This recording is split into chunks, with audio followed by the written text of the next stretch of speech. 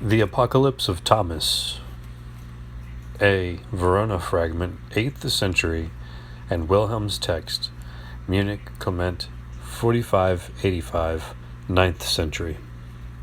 Here beginneth the epistle of the Lord unto Thomas. Hear thou, Thomas, the things which must come to pass in the last times. There shall be famine and war, and earthquakes in divers places. Snow and ice and great drought shall there be, and many dissensions among the peoples, blasphemy, iniquity, envy, and villainy, indolence, pride, and intemperance, so that every man shall speak that which pleaseth him.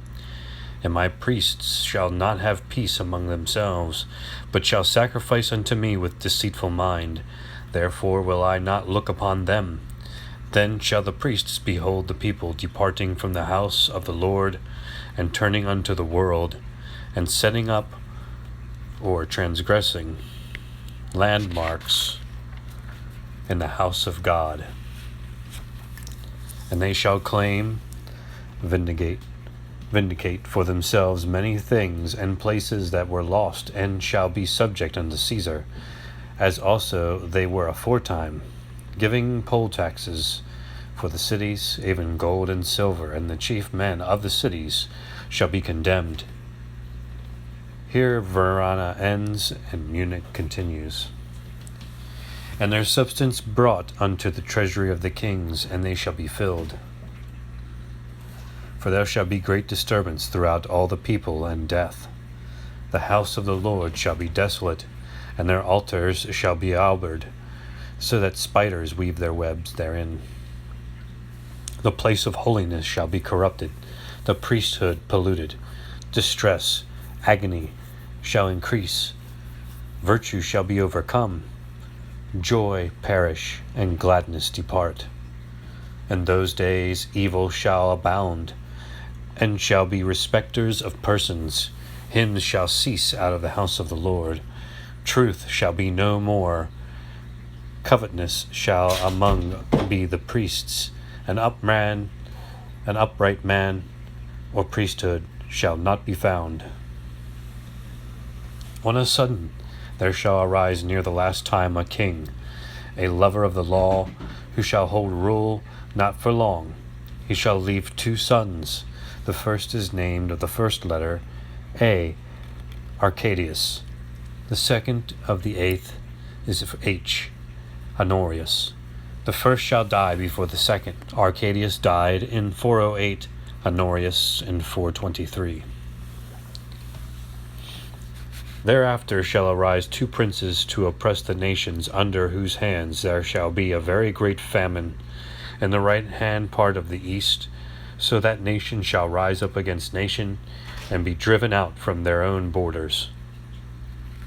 Again, another king shall arise, a crafty man, and shall command a golden image of Caesar to be made, to be worshipped in the house of God. Wherefore martyrdoms shall abound. Then shall faith return unto the servants of the Lord, and holiness shall be multiplied, and distress and agony increase.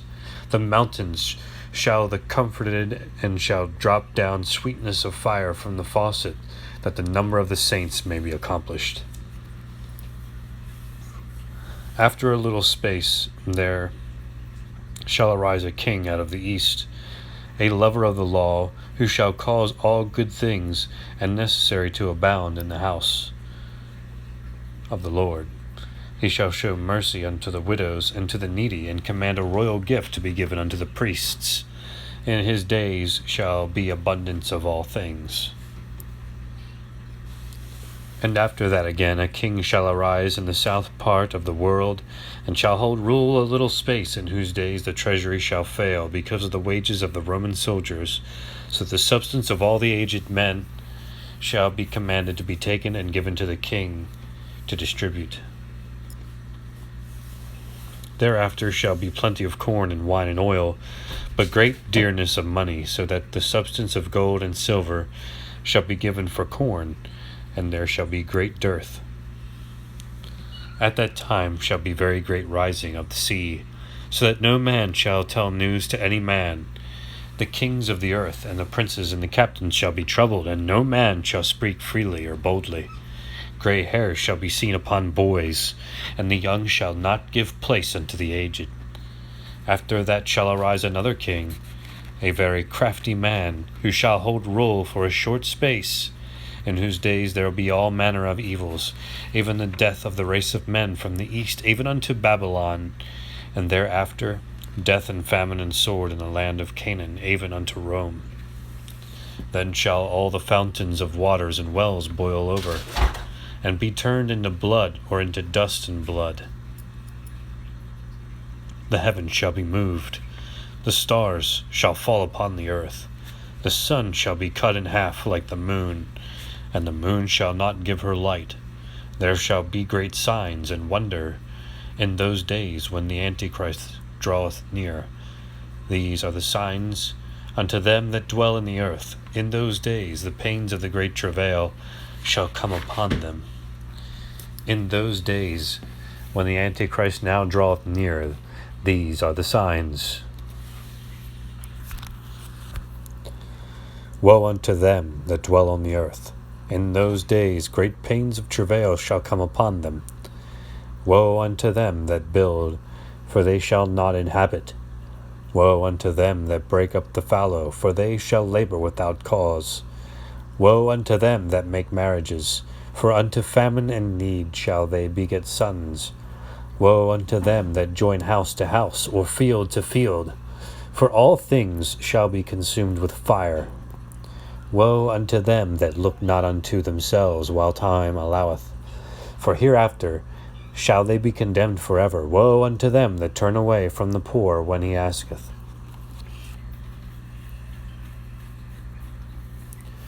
Here is a break. The text goes on. For I am of the high and powerful. I am the Father of all. And know ye, I am the Father most high.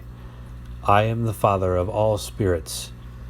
This, as well shall see, is the beginning of the older and the shorter text and of the Vienna fragment. Only in the latter some words now unintelligible precede it. Not the words, however, which are in Wilhelm's text. I will continue with Wilhelm. Okay, back to the subject matter here. These are the 7 signs, the ending of this world. There shall be in all the earth famine, and great pestilence, and much distress. Then shall all men be led captive among all nations, and shall fall by the edge of the sword. On the first day of the judgment will be a great marvel, or the beginning shall be. At the 3rd hour of the day shall be a great and mighty voice in the firmament of the heavens, and a great cloud of blood coming down out of the north. And great thunderings and mighty lightnings shall follow that cloud, and there shall be a rain of blood upon all the earth. These are the signs of the first day. Monday in the Anglo-Saxon, and so for the other days. And on the 2nd day there shall be a great voice in the firmament of the heaven, and the earth shall be moved out of its place, and the gates of heaven shall be opened in the firmament of heaven and towards the east, and a great power shall be sent belched forth by the gates of the heavens, and shall cover all the heavens, even until evening, and there shall be fear and tremblings on the earth. These are the signs of the 2nd day. And on the 3rd day, about the 2nd hour, shall be a voice in heaven, and the abysses of the earth shall utter their voice from the 4 corners of the world. The first heaven shall be rolled up like a book, and shall straightway vanish. And because of the smoke and stench of the brimstone of the abyss, the day shall be darkened unto the 10th hour. Then shall all men say, I think that the end draws near, that we will perish. These are the signs of the 3rd day. And on the 4th day, at the 1st hour, the earth of the east shall speak, the abyss shall roar, then shall all the earth be moved by the strength of an earthquake. In that day shall all the idols of the heathen fall, and all the buildings of the earth. These are the signs of the 4th day. And on the 5th day, at the 6th hour, there shall be great thunderings suddenly in the heaven, and the powers of light and the wheel of the sun shall be caught away, and there shall be great darkness over the world until evening. And the stars shall be turned away from their ministry. In that day all nations shall hate the world and despise the life of this world. These are the signs of the 5th day. And on the 6th day there shall be signs in heaven, and at the 4th hour the firmament of the heavens shall be cloven from the east unto the west, and the angels of the heavens shall be looking forth upon the earth, the opening of the heavens, and all men shall see above the earth the host of the angels looking forth out of heaven. Then shall all men flee, and then shall they behold me coming from above in the light of my Father, with the power and honor of the holy angels. Then at my coming shall the fence of fire of paradise be done away with, because paradise is girt upon round about with fire, and this shall be the perpetual fire that shall consume the earth and all the elements of the earth. Then shall the spirits and the souls of all men come forth from paradise, and shall come upon all the earth, and every one of them shall go unto his own body, where it is laid up, and every one of them shall say, Here lies my body. And when the great voice of those spirits shall be heard, then shall there be a great earthquake over all the earth, and by the might thereof the mountains shall be cloven from above, and the rocks from beneath. Then shall every spirit return into his own vessel, and the bodies of the saints which have fallen asleep will arise. Then shall their bodies be changed into the image and the likeness and the honor of the holy angels, and into the power of the image of mine holy Father.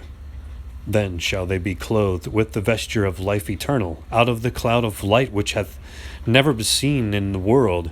For that cloud cometh down out of the highest realm of the heavens from above, from the power of my Father, and that cloud shall compass about with the beauty thereof all the spirits that have believed in me. Then shall they be clothed, and shall be borne by the hand of the holy angels, like as I have told you aforetime. Then also shall they be lifted up into the air upon a cloud of light, and shall go with me rejoicing unto heaven.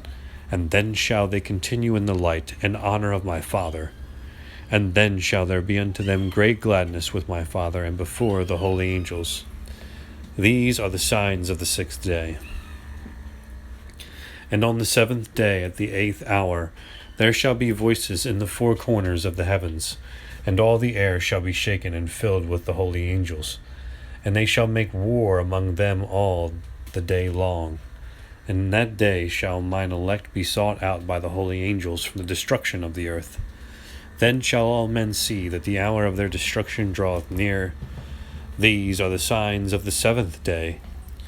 And when the 7 days are passed by, on the 8th day, at the 6th hour, there will be a sweet and tender voice in heaven from the east. Then shall the angel be revealed, which hath power over the holy angels, and all the angels shall go forth with him, sitting upon chariots of clouds of fire of mine holy Father, so rejoicing and running upon the air beneath the heaven to deliver the elect that have believed in me. They shall rejoice that the destruction of the earth has come. The words of the Savior unto Thomas are ended here concerning the end of this earth.